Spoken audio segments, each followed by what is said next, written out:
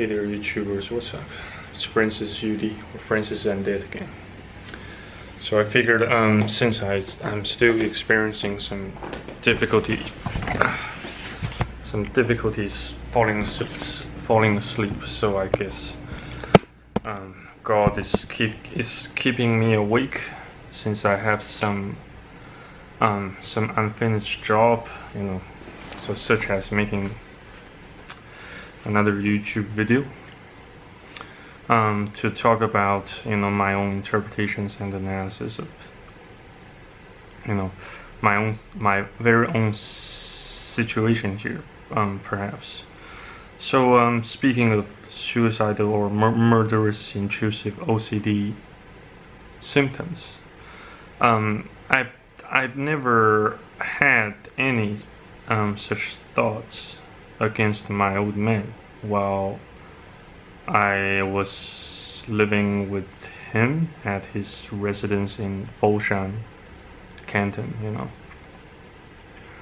Canton province. Just right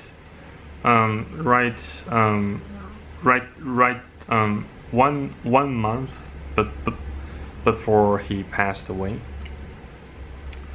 I guess, yes, he's invested a multitude of love on me. He's made the man whom I am today, thanks to Jesus, thanks to his blood and sweat. Yes, I have to admit he's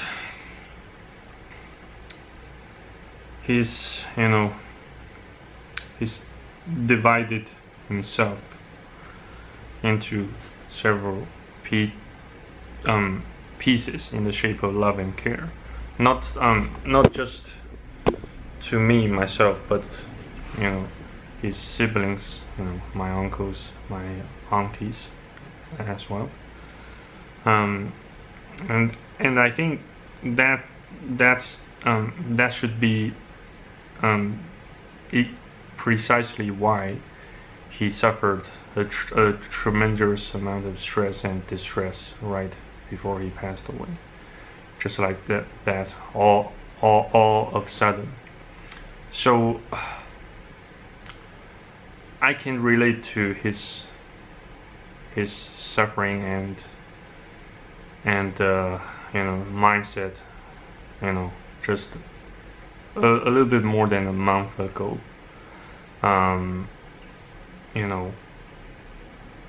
Before he passed away, I am currently being haunted by possibly by the demons that once possessed him. Now those demons managed to warm their way warming their way into my mind, into my spirit, or my consciousness, in other words, in simpler terminologies. So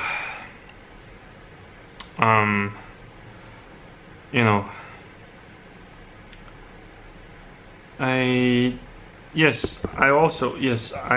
suppose I also need to explain to you guys why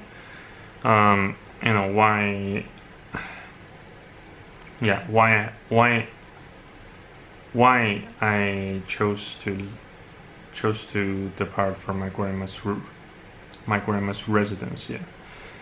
The reasons are very simple. I need to protect myself and my grandma from me hurting her physically, because those OCD thoughts never seem to stop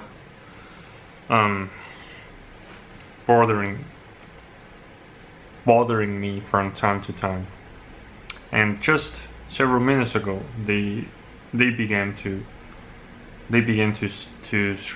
launch their brutal strikes and persecutions against me again and again. sometimes they can still get so, so exacerbated that I had to scream. I had to scream in the middle of sleep at night, just like this.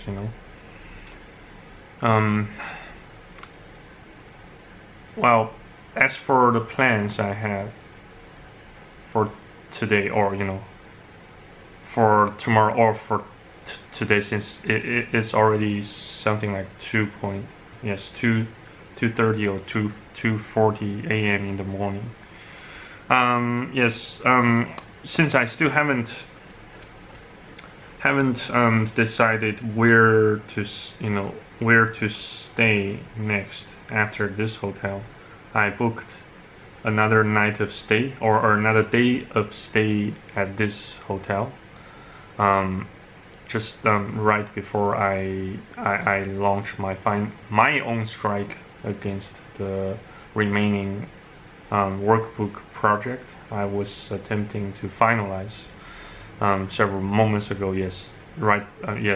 Pretty much right before I went to bed. But and yet I'm still having some difficulties. Yes, trying to make myself fall unconscious using non-violent methods.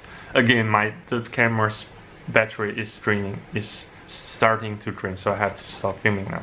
So thanks again for watching and listening. Stay tuned, stay blessed, stay faithful. I shall see you guys on the next video on YouTube. Bye bye. Cheers. God bless. Oops.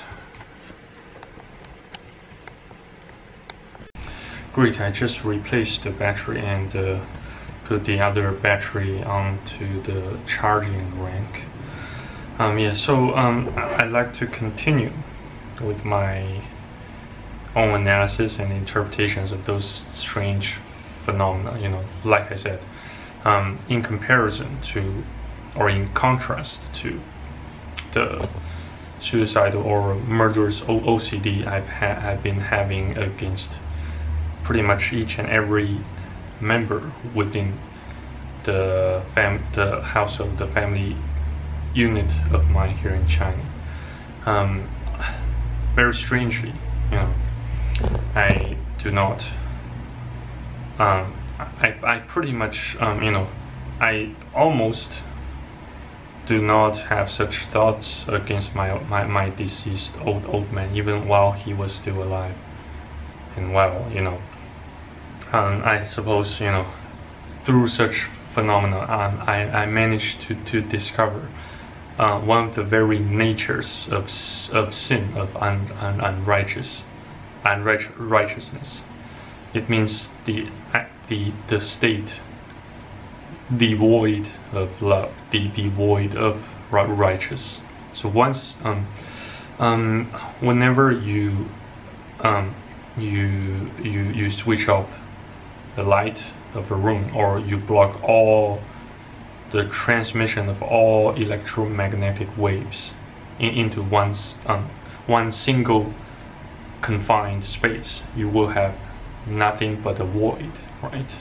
So once you remove all the light, only the darkness remains, and so does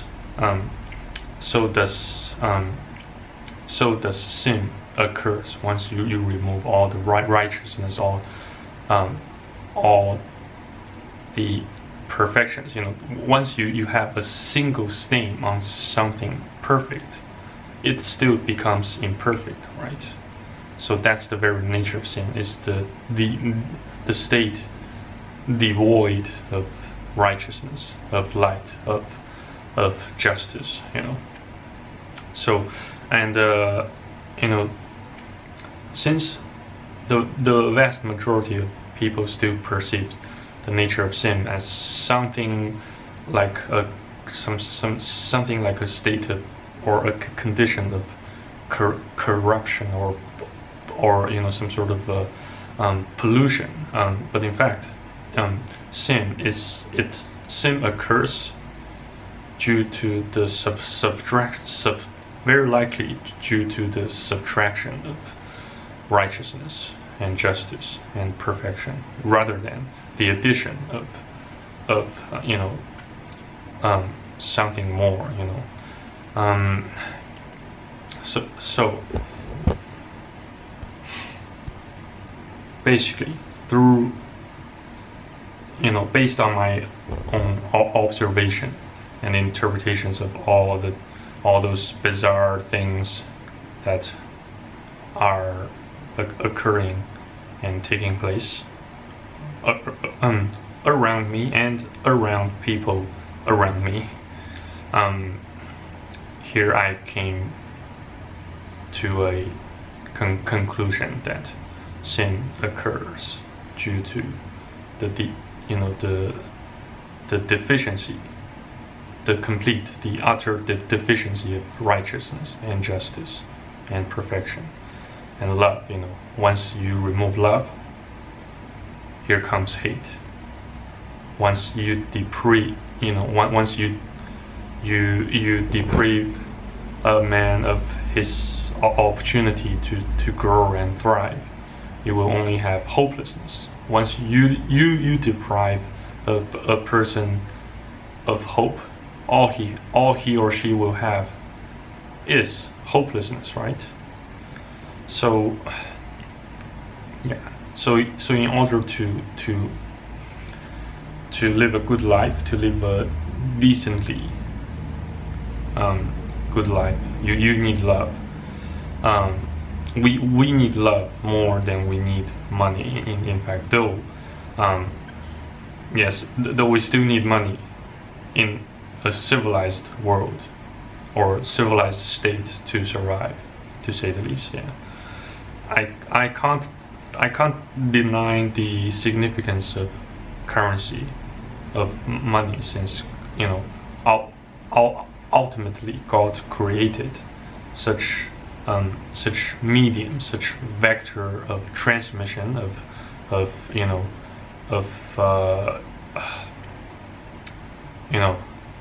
transmission of energy, or transmission and conversion of different forms and types of energy via money, via the currency we are using nowadays. So yeah, I think I've talked too much about such topic for tonight. Anyway, regardless, so here comes the true ending for tonight's filming session. I suppose, because tomorrow I still have plenty of work to do, though not necessarily they are not all necessarily pleasant for me. They are all, I suppose, highly productive piece of work, though yes,